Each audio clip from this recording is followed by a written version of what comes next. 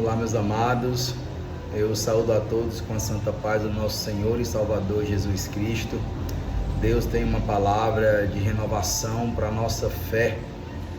No último capítulo do livro de Lucas, capítulo 24, do verso 13 ao 35, nós temos uma história e um relato muito conhecido da Bíblia a respeito dos dois discípulos de Emaús.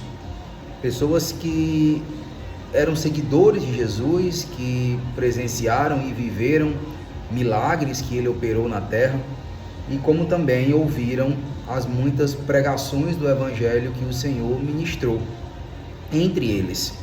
Mas o Senhor nos toca e nos alerta para algo que é de grande relevância, de grande importância para a nossa vida em Cristo, como nós devemos alimentar a nossa fé.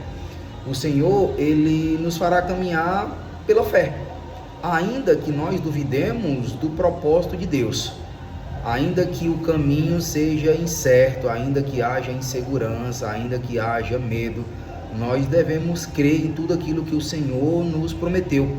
Nós devemos crer que os planos do Senhor são de fato maiores e melhores que os nossos.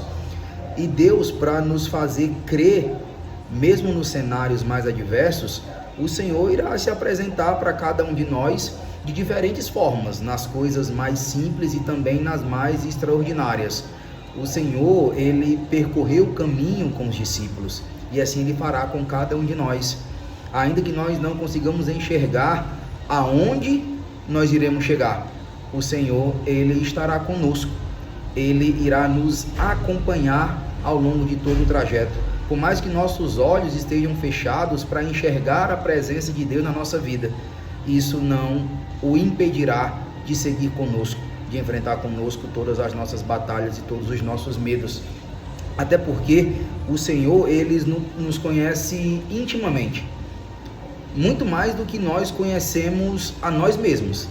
Mas o Senhor, Ele quer que nós o conheçamos dessa forma, com intimidade, com profundidade, e isso só acontece através da oração, quando nós temos comunhão com o Espírito Santo, quando nós temos verdadeiramente uma vida dedicada ao Senhor, de aprender mais com Deus, de termos mais experiências com o Senhor. Os discípulos de Emaús, eles relataram muitas vezes ao Senhor como eles estavam se sentindo, na quebra de expectativa que eles estavam vivendo naquele momento. Sim, pois entre judeus e gentios, e muitos daqueles que caminharam com o Senhor, eles esperavam a glória de um reino terreno. E desde Abel, as profecias que sempre falaram sobre Jesus, elas nos trazem palavras de humildade e de sofrimento, para que nós aprendamos a suportar todos os momentos de dúvida, de medo, de incerteza, toda angústia, toda aflição. A nossa fé, a nossa esperança, a nossa confiança, elas devem sempre estar no Senhor.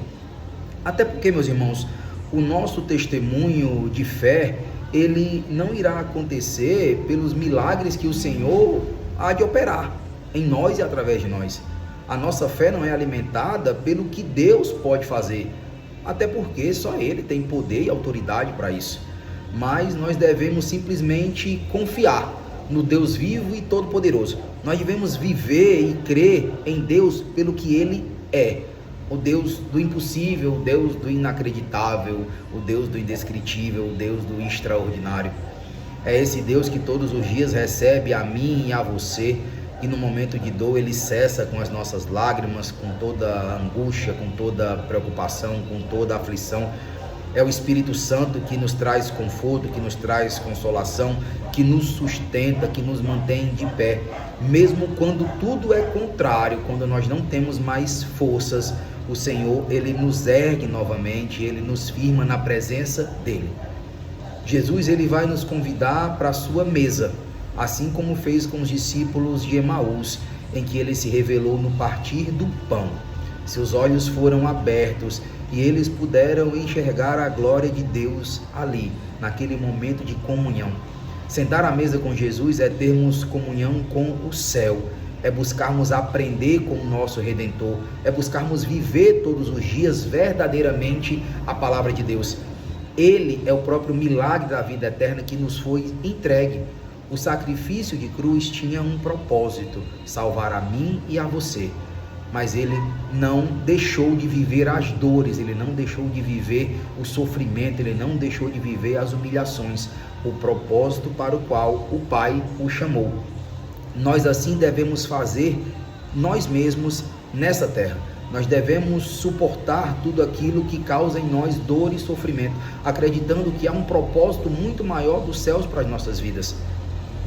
No relato dos discípulos de Emaús, a sua fé foi restaurada e o seu testemunho foi avivado, um testemunho de fé, porque eles puderam ver, ainda que fosse algo inacreditável, como o Senhor irá operar na minha e na sua vida, o extraordinário, de repente de Deus. Nós iremos acreditar. As pessoas que irão observar o milagre acontecer nas nossas vidas, elas não precisam crer, elas podem até duvidar de fato que Deus fará. Mas a palavra, a promessa foi liberada sobre mim e sobre você. E nós devemos sim acreditar com toda a nossa força, com toda a verdade, com toda a intensidade do nosso coração. E o Senhor irá cumprir a sua palavra nas nossas vidas. Nós precisamos espalhar a mensagem da cruz, pois ela é o nosso maior testemunho. Ele fez por mim e por você. Por isso nós alimentemos a fé no nosso coração todos os dias, através da oração e da devoção ao nosso Senhor. Que nós teremos comunhão com o céu, que nós tenhamos a nossa vida consagrada ao Senhor em louvor, em adoração, que todos os dias Ele conheça a verdade do nosso sentimento, das nossas emoções, mas também aquilo que nos preocupa, aquilo que nos aflige, pois Ele tem poder e autoridade para resolver todas as nossas questões. Acredite e dependa exclusivamente do Senhor. Essa é uma palavra para o seu coração e para a sua fé. Amém.